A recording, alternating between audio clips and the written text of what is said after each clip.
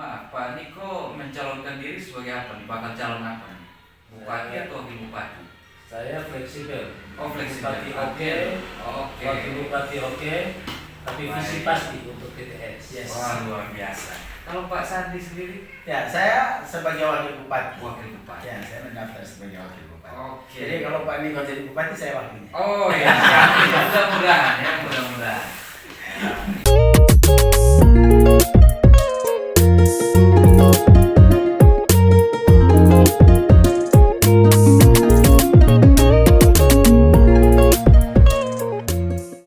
Salam berjumpa kembali bersama saya, para pemirsa sekalian, Franciscus Talan, dalam bincang santai bersama. Kali ini kita akan mengangkat topik tentang politik karena momen pilkada pun semakin dekat. Oleh karena itu kita akan berbicara tentang pemerintahan.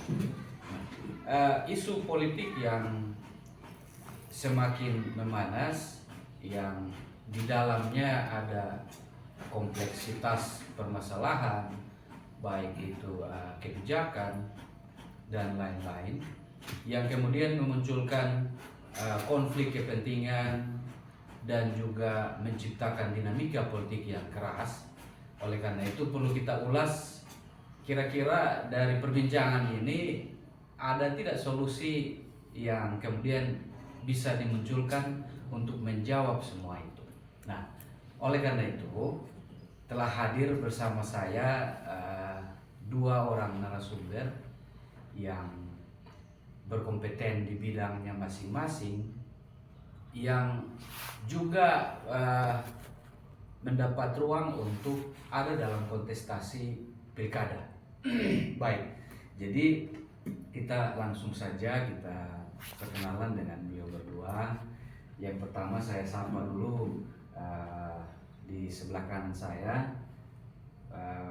Kita langsung saja perkenalan Pak Sandi dan Pak Niko. Saya kasih waktu, silakan. Baik, selamat malam pemirsa yang terhormat, rekan-rekan semua. Ini waktu yang sangat baik, kita bisa duduk bersama, diskusi, memikirkan, memberi pandangan tentang Timur Tengah Selatan kemarin dan hari esok. Perkenalkan, saya Sandi Matias Bidara. Saya saat ini dipercaya menjadi Ketua DPD Nasdem TTS dan juga telah mendaftar sebagai bakal calon wakil bupati, baik itu melalui Partai Nasdem maupun melalui beberapa partai yang lain. Mungkin itu untuk perkenalan sebentar. Baik, terima kasih Pak Sandi. Kita lanjut ke narasumber berikutnya, silakan. Baik, selamat malam buat kita semua. Perkenalkan, nama saya Niko Moses Banu. Saya aktivis pemberdayaan masyarakat di Nusa Tenggara Timur, lebih banyak juga di Timur Tengah Selatan. Saya berterima kasih bisa ada di ruang di tempat ini untuk kita bisa berbicara, kita bisa berdiskusi tentang bagaimana baiknya Timur Tengah Selatan ke depan. Baik, terima kasih. Nah, pemirsa sekalian, kalau bicara soal politik, politik itu bukanlah sekedar bicara tentang kekuasaan, tetapi politik itu adalah bagaimana kita melakukan pembangunan kepada masyarakat. Itu intisarinya. Nah, dalam konteks Timur Tengah Selatan, kita tahu bahwa banyak problematika yang muncul, baik itu dari ekonomi, pembangunan, dan lain sebagainya, pendidikan, itu kompleksitasnya tinggi.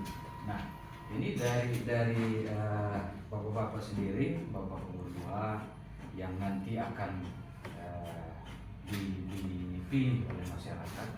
Kira-kira nih, sebelum ada di dalam ruang itu, dari kacamatanya bapak-bapak sendiri, apa kira-kira persoalan yang ada di Timur Tengah Selatan menurut kacamatanya bapak-bapak? Mungkin kita mulai dulu dari Pak Niko. Ya, baik, terima kasih. Persoalan di Kabupaten Timur Tengah Selatan memang kompleks dan banyak. Dari persoalan pendidikan, persoalan kesehatan, ekonomi, pemerintahan, dan ada juga banyak persoalan. Tetapi yang paling besar menurut saya yang ada di Timur Tengah Selatan dan butuh untuk segera ada penanganan dalam kepemimpinan yang akan ada di TTS, yaitu kemiskinan ekstrim dan stunting.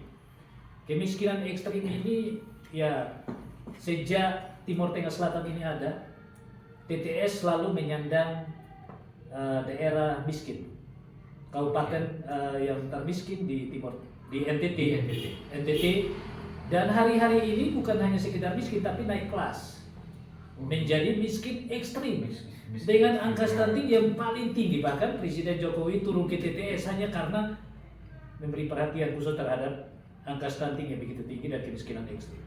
Nah, ini persoalan-persoalan besar. Siapapun pemimpin yang akan menjadi pemimpin di daerah ini harus mampu mengelola sumber daya yang ada untuk bisa memberantas kemiskinan ekstrim ini. Jadi bagi saya masyarakat Timur Tengah Selatan itu sementara ada dalam tawanan kemiskinan ekstrim, sehingga membutuhkan pemimpin yang bisa berjuang untuk membebaskan mereka dari kungkungan, tawanan kemiskinan dan angka stunting yang begitu tinggi. Kalau masalah-masalah yang lain tentu saja banyak. Semua bidang kehidupan yang ada di TTS ada masalahnya. Dan memang itu butuh penanganan secara holistik. Tetapi yang lebih utama yang dihadapi saat ini adalah kemiskinan ekstrim dan stunting. Oke. Nah, Pak Niko, sebelum kita ke Pak Sandi, indikator apa yang kemudian diberi dari status itu? Artinya indikator apa yang kemudian diberikan bahwa ini miskin? Ya, indikatornya apa saja tuh? Apakah ekonomi atau pendidikan atau apa?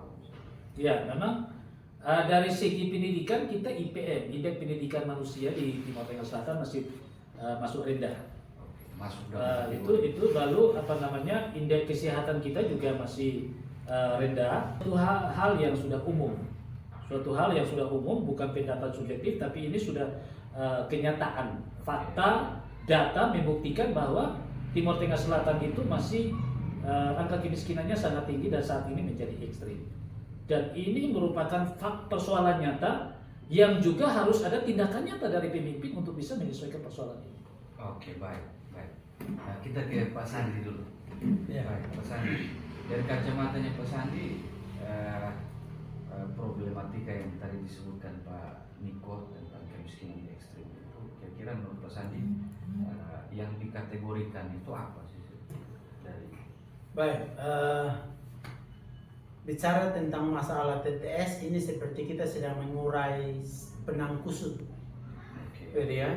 Jadi seperti benang kusut yang tidak tahu akan diurai dari mana. Karena itu pemimpin ke depan ini harus punya kemampuan dan kapasitas untuk mengurai benang kusut ini sehingga tidak terputus di jalan. Ini persoalan. Nah, kalau kita lihat ke belakang sebenarnya TTS ini punya masa kejayaan tahun 90-an. Ya. Di bawah kepemimpinan almarhum Pitalo, sebenarnya TTS masuk di posisi hampir swasembada pangan. Oke. Jadi kita perhatikan, berarti ada ruang di situ, TTS tidak tertinggal, dan seperti apa yang tadi Pak Niko sampaikan, sekarang naik predikat dan kebanyakan pemimpin bangga dengan predikat ini dan tidak berjuang menuntasnya. Ini persoalan. Ini jadi masalah besar gitu. Ya, kenapa? Karena dengan miskin ekstrim mungkin dana banyak yang akan masuk. Nah, ini jadi masalah. Kita fair saja ya. Jadi ini tentang tantangan besar gitu ya. Artinya begini, artinya masyarakat terutama pemerintah harus sadar bahwa ada ruang yang terbuka besar ketika kita fokus untuk mensejahterakan rakyat, berjuang untuk memajukan rakyat, maka ada ruang untuk TTS ini keluar dari status miskin. Ya, persoalannya adalah malu tidak dengan status ini. Untuk pemimpin, ya, Untuk pemimpin malu tidak dengan status miskin ekstrim. Yang saya lihat adalah pemimpin tidak malu, sehingga kerjanya setengah-setengah. Oh iya. Tidak berjuang dengan tuntas untuk menyelesaikan persoalan ini. Sibuk dengan diri sendiri, sibuk dengan hal-hal yang pencitraan diri, gitu ya, dengan panen 1-2 beden sehingga tidak menyentuh area-area yang utama ini. Sibuk Ya. memikirkan kelompok elit. Sibuk memikirkan itu. Ya, kalau kita lihat kondisi masyarakat. ini situasi yang kita harus berani bicara jujur. Ya, tidak boleh ini ditutupi sehingga seakan-akan semua sedang baik-baik, begitu ya. Tetapi ini kita harus bicara jujur bahwa pemimpin harus punya arah yang jelas, harus memiliki orang kaum awam bilang harus ada urat malu dengan status ini, sehingga maju dan berjuang menuntaskan kemiskinan ini. Ya, jadi itu mungkin kalau saya itu pikiran saya. Nah, kalau kita lihat apa yang tadi Pak Niko sampaikan, saya perlu lengkapi minimnya lapangan kerja, gitu ya, untuk generasi usia kerja yang merasa di tempat lain lebih baik karena kita tidak berjuang untuk memajukan di daerah. Itu lapangan kerja kita tidak ada, gitu ya. Coba bayangkan lapangan kerja kita ini di TTS kebanyakan di toko-toko. Betul. Bagaimana ya? Di toko-toko, begitu ya. Dan ruang kecil itu berjuang bersama-sama untuk jadi PNS di tempat yang terbatas dengan jumlah usia kerja yang cukup tinggi. Ya, artinya alternatif pilihan pekerjaan itu Tidak ada. Tidak ada. Kita harus jujur bahwa TTS pemerintah tidak berjuang membuka ruang ini sehingga generasi kerja tidak perlu pergi cari kerja di luar. Betul. Dan berapa kali kita dapat mereka pergi dengan sukacita di antar keluarga pulang dengan peti. Dan ini tidak diselesaikan. Gitu ya. Kemudian infrastruktur yang tertinggal. Infrastruktur jalan yang tertinggal. Layanan kesehatan yang sangat rendah. Ya, layanan kesehatan yang sangat rendah. Gedung kesehatan banyak, tetapi tidak ada pendukung. Iya, tetapi SDM-nya, kemudian fasilitasnya, kemudian manajemen tata kelola di rumah sakit, gitu. Di tempat-tempat kesehatan itu juga masih rendah, ya. Mutu pendidikan kita rendah. Kenapa? Kita sibuk dengan infrastruktur, kita lupa mempersiapkan SDM manusia. Jadi kita mau bicara apa, ya? Adalah status tanah, gitu ya. Oh iya. Istilah apa ya? Ulayat. Ya, tanah ulayat yang sedang digeroti, gitu ya. Sedang diambil alih, begitu ya. Nah, ini jadi persoalan. Sejak tanah ulayat jadi masalah, adakah pemerintah daerah membuka mulut statement bahwa kami pemerintah daerah akan berdiri di garis depan untuk membela tanah ulayat? Kan tidak ada sampai hari ini. Belum ada ya. Jadi ini persoalan-persoalan ya. Ada banyak hal, gitu ya.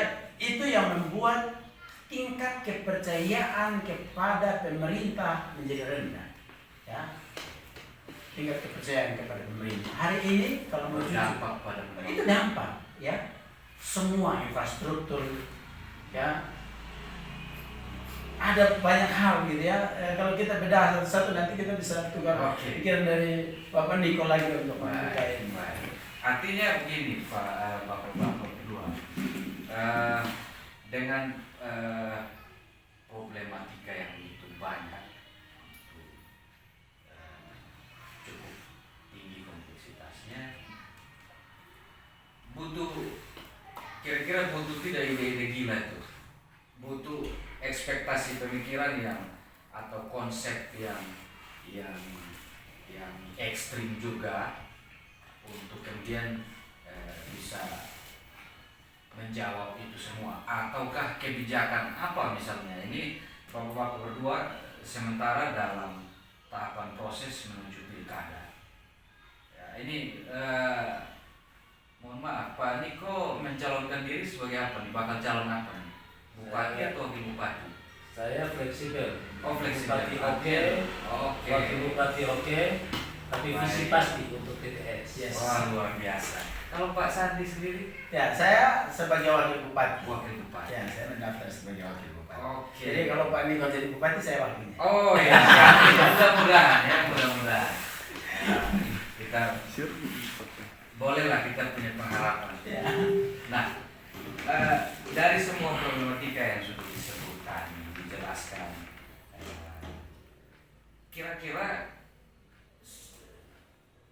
nanti di setelah pemilihan dan bapak-bapak berdua dipercaya masyarakat untuk ada dalam posisi jabatan bupati dan wakil bupati, kira-kira solusi apa atau kebijakan apa yang mau diambil untuk menjawab semua persoalan-persoalan itu? Mungkin kita dari Pak Niko dulu ya. Baik, tadi saya mengatakan bahwa persoalan TTS yang ekstrim, yaitu paling utama kemiskinan dan angka stunting. Nah, persoalan ekstrim ini juga membutuhkan suatu kebijakan yang harus ekstrim. Tidak bisa persoalannya penyakitnya akut, lalu tindakannya biasa-biasa, pakai obat generik. Itu tidak bisa. Persoalan ekstrim harus penanganannya juga ekstrim dan membutuhkan seorang pemimpin yang punya keberanian. Keberanian untuk melakukan tindakan-tindakan itu. Terkait dengan pendidikan ya IPM yang rendah, harus menjadi fokus untuk peningkatan sumber daya manusia yang berkualitas di TTS penting. Di kalangan birokrasi kah atau semua peningkat untuk pengembangan SDM ini, baik itu oleh semua lapisan masyarakat termasuk juga birokrasi, semua harus berbasis ilmu pengetahuan dan teknologi. Jadi di sekolah-sekolah juga sudah harus paham teknologi, begitupun birokrat juga harus direformasi untuk harus bisa paham teknologi.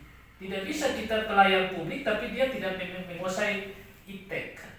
Teknologi tidak bisa. Nah, sekarang kan sudah zaman digital. Sekarang sudah harus zaman digital. Itu suatu tantangan nyata yang mau tidak mau harus kita hadapi. Kalau sampai kita tidak mengikuti perkembangan teknologi yang sekarang, maka kita akan terpental, kita akan tertinggal dan kita sudah mati. Begitu. Sehingga pelayan publik itu dituntut untuk harus memiliki pengetahuan dan terhadap teknologi.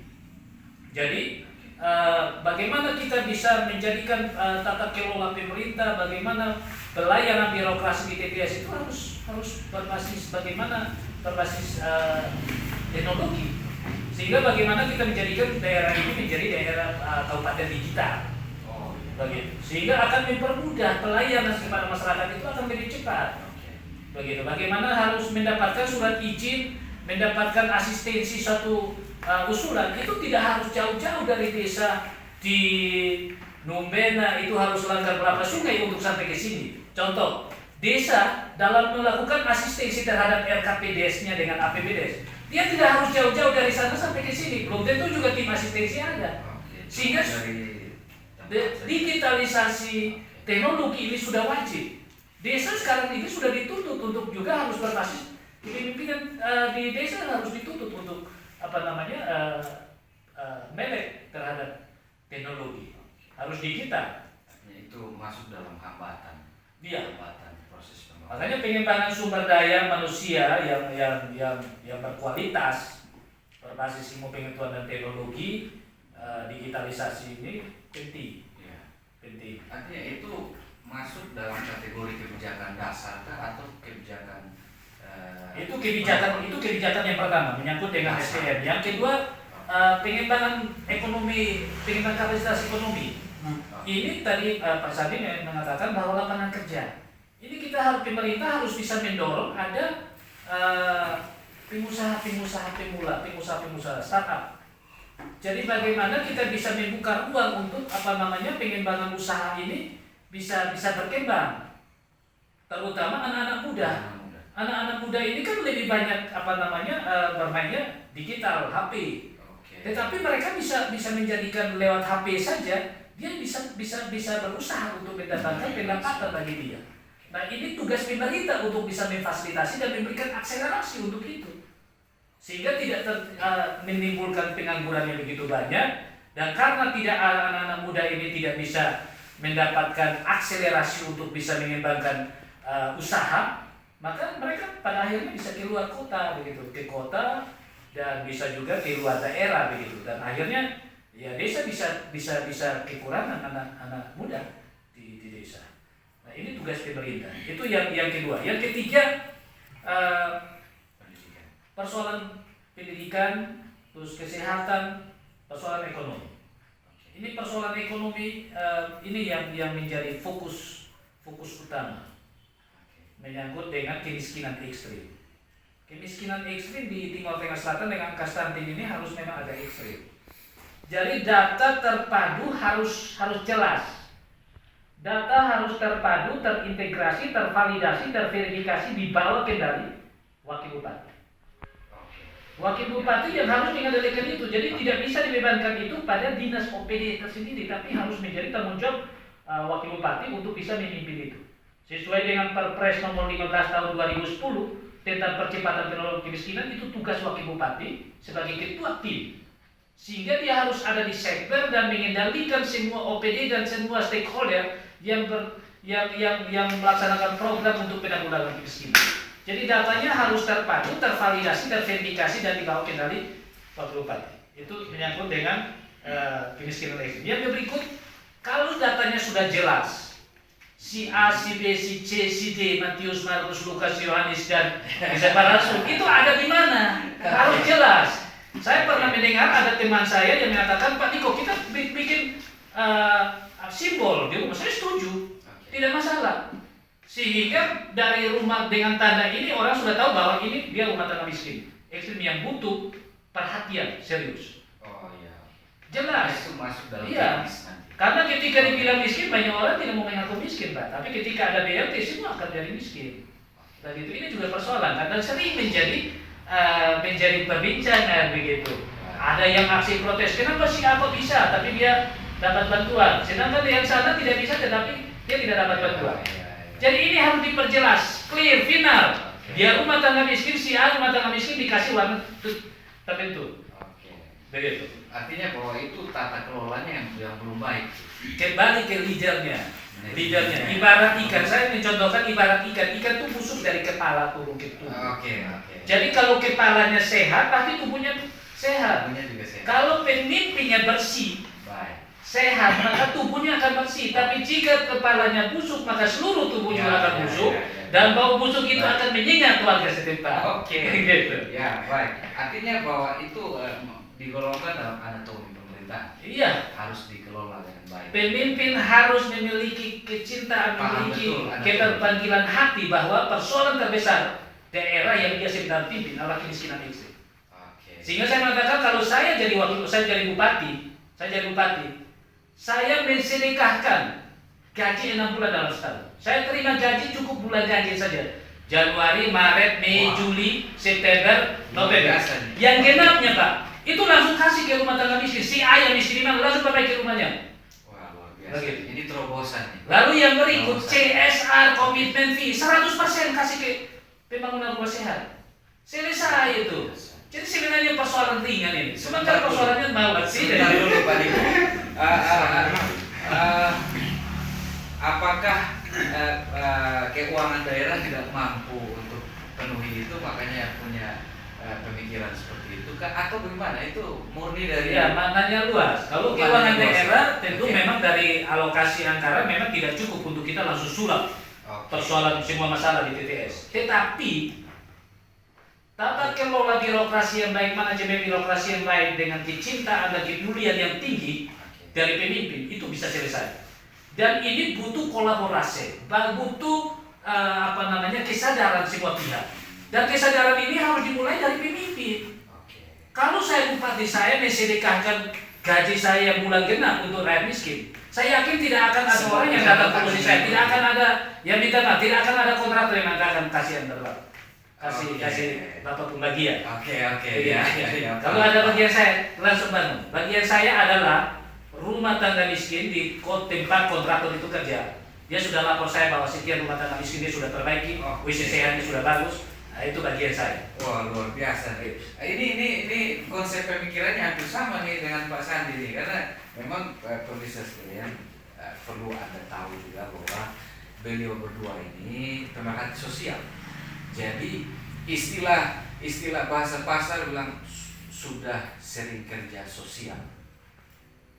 Kalau paham kata kerja sosial berarti sudah paham. Artinya hatinya memang betul-betul tulus dan murni untuk melihat saudara-saudara kita yang dalam kondisi terpuruk. Nah, Pak Sandi, ini nyambung dengan pernyataan Pak Niko tentang konsep pemikiran itu. Nah, sebelum kita ulas masuk ke konsep itu, kira-kira dari kacamata Pak Sandi sendiri, tadi Pak Niko sudah singgung soal pendidikan, soal ekonomi. Nah, kita coba dari pandangannya Pak Sandi tentang bagaimana sih budayanya, bagaimana sih situasi politiknya, karena tadi di awal kan sudah saya singgung bahwa konflik kepentingan itu juga cukup tinggi dalam proses pembangunan ini, baik itu dari elit politiknya maupun dari kalangan menengah dan bahkan sampai ke masyarakat. Dari kacamata Pak Sandi seperti apa? Jadi pemimpin itu jadi hamba. Jadi pemimpin itu jadi budak. Bosnya itu rakyat. Hari ini pemimpin itu jadi bos, gitu ya. Kamu buat ini. Dia lupa bahwa dia ini hamba. Pemimpin itu pelayan, itu dulos. Dari bahasa asli itu dulos. Itu budak. Ya.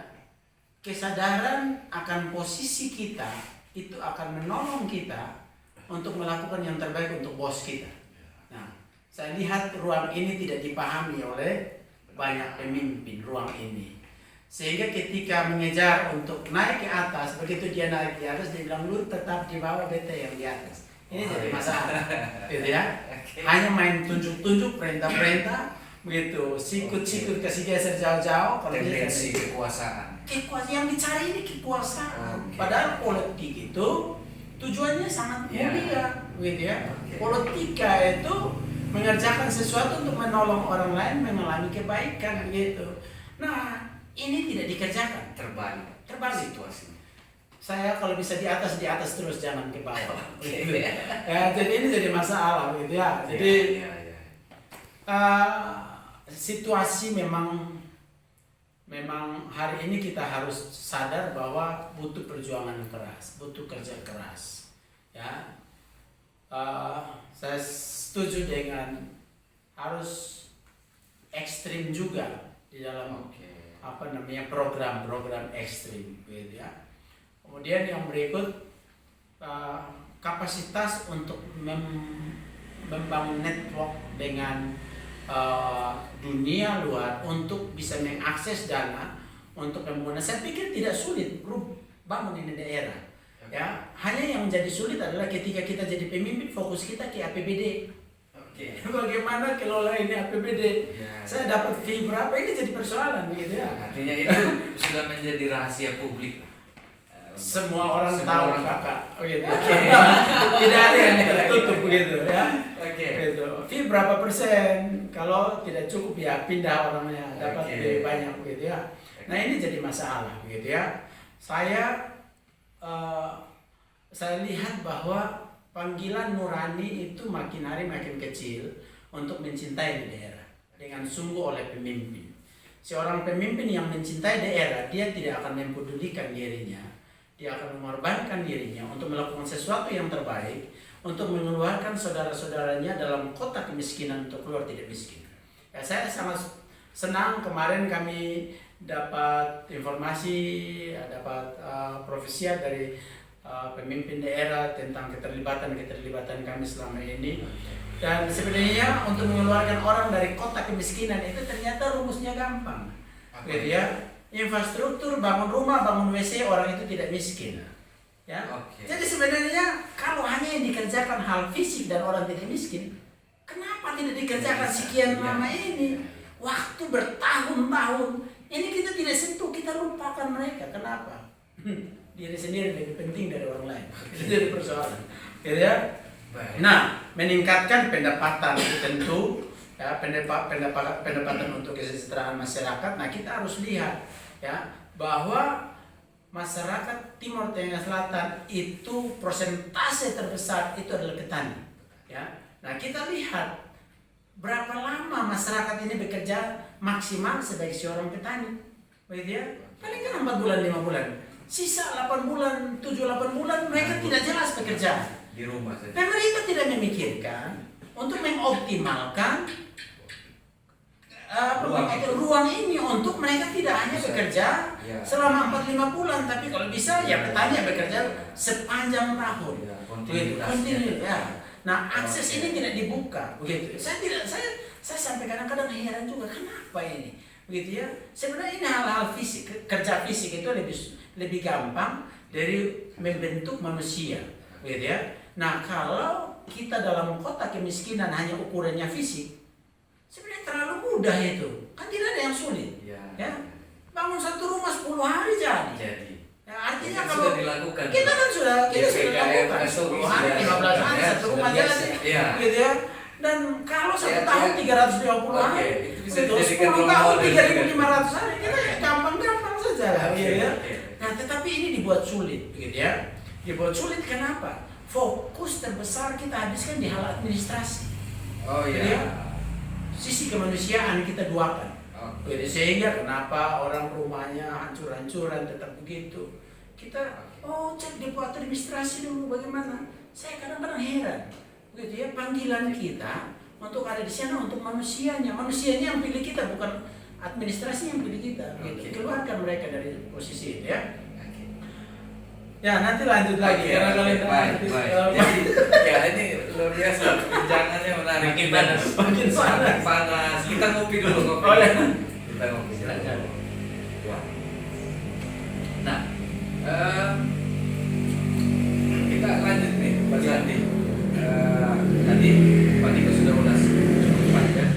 Kira-kira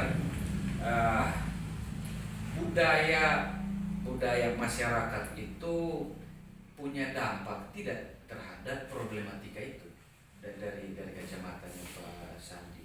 Apakah budaya itu perlu diubah ataukah tetap begitu? Karena ini mata rantai dari persoalan-persoalan yang sudah kita sebutkan tadi. Ya. Nah, kira-kira. Kita lihat ke belakang ya. Tahun 90-an itu budayanya tetap sama dengan hari ini. Oke. Ya, tahun 90-an. Budayanya tidak berubah. Jangan salahkan budaya. Begitu ya. Tetapi manajemen pemimpin itu yang harus dirubah. Manajemennya ada yang keliru. Gitu ya. Jadi kalau dulu dengan budaya yang sama alami keberhasilan, pertanyaannya apa salahnya dengan budaya? Kan tidak ada berarti. Oke. Gitu ya. Artinya bahwa dalam hal pelaksanaan pembangunan harus melibatkan semua. Karena dulu Semua. kan gotong royong. Iya, semua. Jadi Ya. yang saya lihat begini. Libatkan masyarakat dan apapun yang dikerjakan itu bangun kepemilikannya adalah masyarakat, bukan pemerintah. Gitu ya. Oh ya, dalam hal infrastruktur. Infrastruktur.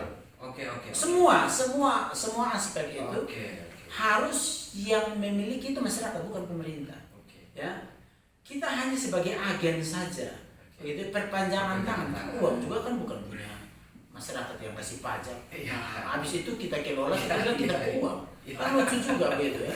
Jadi, Iya. jadi bangun Iya. kepemilikan. Dengan kepemilikan, saya sangat percaya kok. Terlalu banyak bukti yang sebenarnya sentuhan kecil itu mengubah banyak hal, gitu ya. Artinya ada ruang di sana ketika masyarakat dilibatkan, duduk bersama-sama. Kita bukan datang sebagai orang yang paling hebat, gitu ya. Kita bukan datang sebagai bos, kita bukan datang sebagai direktur, tapi kita datang sebagai keluarga, sebagai sahabat. Ini banyak hal ada jalan sampai sekarang, gitu ya. Oke, berarti Jadi, pola pendekatan jadi pola pendekatan. Jangan semua itu diatur dengan protokol, gitu ya. Oke. Jadi semuanya tidak bisa jadi oke. cair. Artinya begini, kalau misalnya bapak-bapak berdua nih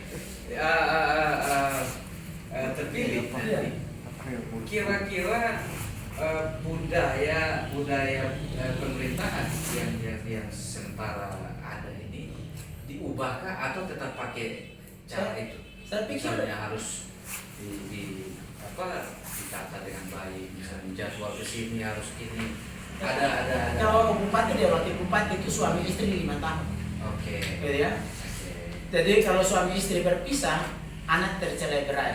Oke. Tidak terurus, tidak dapat makan. Oke, boleh. Berarti artinya harus seiring sejalan. Benar loh. Ini Oke, sangat oke. penting. Kavenan di dalam politik, kavenan. Perjanjian di dalam politik itu tidak boleh putus di tengah jalan. Oke. Mana ada orang baru nikah tiba-tiba istri diusir atau suami diusir, Hancur rumah tangga. hancur rumah tangga. Oke. Yang korban siapa? Yang korban kan anak-anak. Oke. Itu makanya anak-anak kelaparan, tidak dapat makan begitu kan? Baik. Karena bapak pikir dirinya sendiri, mama pikir Mama dirinya juga. sendiri. Anak-anak tidak Jadi terurus. ini sangat penting untuk kita, untuk masyarakat belajar memilih pemimpin yang tepat, Oke. ya, yang tidak mengkhianati perjanjian. Oke, berarti ini perlu edukasi politik yang kuat ke masyarakat juga. Ya. Dalam hal ini, kira-kira menurut Pak Iya. seperti apa sih edukasi politik yang perlu kita bangun ke sana? Ya, memang sistem pemimpin dalam hal ini kepala daerah memiliki otoritas untuk Ya. menciptakan sistem. Oke. Jadi sepakat bahwa budaya tidak mengalami perubahan. Sistem tata kelola pemerintahan juga sudah diatur dalam regulasi. Oke. Tapi manajemen yang harus dimainkan itu harus menghasilkan sebuah sistem yang bisa membentuk karakter. Oke. Jadi budaya gotong royong itu sampai hari ini masih ada. Hanya karena banyak pemimpin itu ketika tidak menjadikan lagi semangat gotong royong itu menjadi suatu hal yang penting. Jadi masyarakat itu ditempatkan sebagai objek, bukan sebagai subjek pembangunan. Asasnya kan dari rakyat, oleh rakyat, dan untuk rakyat. Begitu. Jadi perencanaan yang selama ini dibuat ini kan sudah sistem perencanaan pembangunan nasional SPPN, Undang-Undang 25 sudah jelas. Tiap tahun musrembang. Artinya masyarakat dilibatkan untuk mereka menjadi subjek untuk membuat perencanaan. Apa yang menjadi kebutuhan mereka dan itu yang diprogramkan, dianggarkan untuk pembiayaan. Tetapi yang harus kita evaluasi bahwa masyarakat itu dimobilisasi untuk terlibat pada saat musrembang saja untuk memenuhi persyaratan formal. Tapi pada saat pelaksanaan, pada saat tahapan pelaksanaan, itu yang kerja kontraktor, masyarakat jadi penonton, dia jadi objek. Dan harusnya dia terlibat aktif, dia sebagai subjek dari tahapan perencanaan pembangunan, tahapan pelaksanaan pembangunan, pengawasan pembangunan termasuk dengan pelestarian. Kalau dia terlibat dari perencanaan, dia yang melaksanakannya, dia juga ikut melakukan pengawasan pembangunan itu, dia akan bertanggung jawab untuk memelihara. Karena dia memiliki, karena dia yang membangun, dia memiliki pekerjaan itu, pembangunan yang ada. Baik, kira-kira dari semua itu adakah ide-ide konkret yang kemudian nanti akan Bapak hadirkan di saat dipercaya nanti untuk menjabat? Iya. Ya, Ide konkretnya seperti apa? kalau ide konkret tadi saya sudah kasih bocoran beberapa menyangkut dengan sedekah, bagaimana kepala daerah harus bisa mensedekahkan real untuk bisa membangun kesadaran semua pihak bahwa kemiskinan ini butuh gotong royong untuk membebaskan masyarakat dari tawanan kemiskinan ekstrim. Sedekah ini kalau saya bupatinya, saya sudah jelas gaji bulan genap itu jelas ke siapa rumahnya yang akan harus diperbaiki. Karena 14 variabel kemiskinan, variabel paling banyak itu di gedung, rumah, lantainya, dindingnya, atapnya, luasnya. Jadi lebih banyak ke sana. Lebih banyak untuk rumah termasuk dengan WC-nya, sehingga ini untuk menyangkut dengan pelayanan tata kelola pemerintahan untuk nanti pelayanan publik. Kalau saya diizinkan pada saat pelantikan pejabat eselon 3 ke atas, setelah pelantikan langsung tanda tangan fakta integritas. Karena semua anggaran ini kan terbagi habis di SKPD yang harus bertanggung jawab untuk mendistribusikan anggaran itu sampai tepat sasaran. Sehingga pada setelah pelantikan harus tanda tangan fakta integritas di hadapan aparat penegak hukum, hakim, tokoh agama, tokoh adat, bahwa dia tidak akan korupsi karena dia mengelola pajak rakyat miskin, sehingga harus dia bertanggung jawab untuk membebaskan mereka dari tawanan kemiskinan. Ini memang kelihatannya sepele, tetapi bagi saya kalau ini dilakukan, maka akan mencegah pemimpin dari godaan-godaan. Dari godaan-godaan. Dan juga mungkin tidak akan ada yang menggoda. Karena kalau sistemnya tidak dibuat sedemikian rupa, kalau dia tidak biasa ada godaan, digoda begitu. Tapi kalau saya yakin, berharap itu tidak terjadi. Dalam hal ini pengelolaan APBD. Iya. Dalam tahun. Kuncinya ada di sana. Oke, baik. Jadi sebenarnya anggaran memang tidak banyak, tapi sebenarnya cukup untuk bisa membuat penurunan angka kemiskinan ekstrim dengan stunting. Oke. Misalnya bisa menjabat nanti dan karena postur APBD-nya tidak mampu untuk menjawab semua tuntutan, kira-kira Bapak-bapak belum punya ide tidak tuh untuk Ya, tadi Bapak Sandi sudah sampaikan bahwa kolaborasi multi pihak untuk bisa semua membangun kolaborasi dan sinergi dengan semua stakeholder.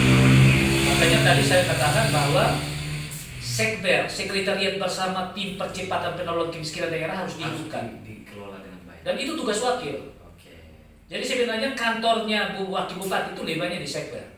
Karena di Sekber itu semua stakeholder, semua NGO, semua stakeholder pembangunan yang ada di TS itu kumpul di situ. Untuk bagaimana bisa membangun sinkronisasi, membangun keterpaduan, sehingga pembangunan yang akan dilakukan di lapangan itu terintegrasi. Semua pihak keroyok rame-rame pasti bisa. Ada banyak NGO, ada banyak LSM, ada banyak pihak yang mau membantu. Ada banyak juga dunia usaha di TTS kan banyak. Kalau tadi Pak Sandi menyebut Pak zaman Pak Pitalo, saya pernah cerita dengan beberapa pengusaha di Kota Soke. Mereka mengatakan, Pak Niko, kalau zaman dulu, kalau kami pengusaha ini dilibatkan. Jadi kalau 17 Agustus cuma hanya menghias Kota Soke jadi bagus, sebenarnya tidak perlu APBD. Pengusaha saja yang dimainkan. Saya bilang, kenapa sekarang Bapak tidak bisa? Karena kami tidak dilibatkan, Bapak. Jadi bagaimana kita bisa membuka diri untuk membangun kolaborasi dengan semua pihak? Ruang komunikasinya. Ruang komunikasi harus dibangun. Baik. Terima kasih Pak Niko. Pak Sandi silakan. Ya, mungkin saya konkretnya itu pembangunan infrastruktur yang berkualitas. Mimpi saya 3 tahun pertama paling tidak 250 km jalan. Ya, itu dikerjakan untuk ada koneksitas antara wilayah yang satu dengan wilayah yang lain, sehingga ada penurunan angka biaya transportasi. Komoditas lokal dari desa bisa datang ke kota dengan biaya yang murah. Nah, ini harus dikerjakan begitu ya. Kemudian pemberdayaan ekonomi, kita bisa buka akses dari perusahaan-perusahaan lain untuk datang buka lapangan kerja di sini. Nah, bagaimana kita membuka ruang untuk kerjasama dengan perusahaan sehingga kalau bahan lokal banyak di sini, perusahaan buka di sini. Nah, ini akan usia tenaga kerja itu akan banyak terisak ke sana, begitu ya. Kemudian peningkatan kesejahteraan sosial, begitu ya, menyediakan layanan kesehatan, pendidikan, begitu. Pendidikan ini sangat penting, makanya kalau kami naik, begitu ya, Tuhan izinkan untuk naik, guru non PNS dan non P3K itu setiap bulan harus mendapat honor yang seimbang, insentif yang seimbang. Minimal itu 1,5 juta tiap bulan untuk semua guru honor, semua level pendidikan, gitu ya. Nah, kadang-kadang kan kita hari ini kalau kita tanya di desa dapat honor berapa? 1 bulan 30 hari, gitu ya. Ya, tidak paling ya mungkin 300-400 ribu. Nah, bagaimana kita bisa menghasilkan sebuah mutu pendidikan yang bagus kalau kesejahteraan guru itu tidak diperhatikan? Gitu ya. Kemudian pembangunan kepribadian dan keterampilan, gitu ya. Nah, ini harus buka BLK. BLK itu bukan hanya bicara tentang gedung, begitu ya, tetapi fungsinya itu harus ada, begitu ya. Jadi jangan sampai kita habiskan dana banyak-banyak untuk buat gedung, habis gedung nganggur-nganggur, kita ke sana ternyata ada tanaman-tanaman mulai tumbuh gitu ya. Oke. Peningkatan pendidikan yang berkualitas setara antara di kota dan di desa gitu ya, sehingga sumber daya kita anak-anak di desa tidak kalah dengan anak-anak di kota, bahkan soalnya tidak boleh kalah dengan daerah-daerah yang lain. Nah ini yang kita harus kerjakan bersama-sama, menekan angka kemiskinan, menghabiskan angka stunting. Saya di visi saya itu transformasi secara menyeluruh, itu 4 aspek dengan diri kita harus atur, aspek dengan Tuhan kita atur, aspek dengan sosial kita atur, aspek dengan lingkungan kita atur. Begitu ya, semua aspek kita harus sentuh. Pemimpin harus melihat ini secara utuh, jangan melihat parsial-parsial gitu ya. Mungkin itu. Baik. Terima kasih. Kita sudah di penghujung, Pak Sandi dan Pak Niko. Terima kasih banyak sudah ada bersama kami di bincang santai ini, dan mudah-mudahan kita akan bertemu di lain kesempatan. Baik, terima kasih. Jangan lupa pemirsa follow, like, dan komen. Sampai jumpa.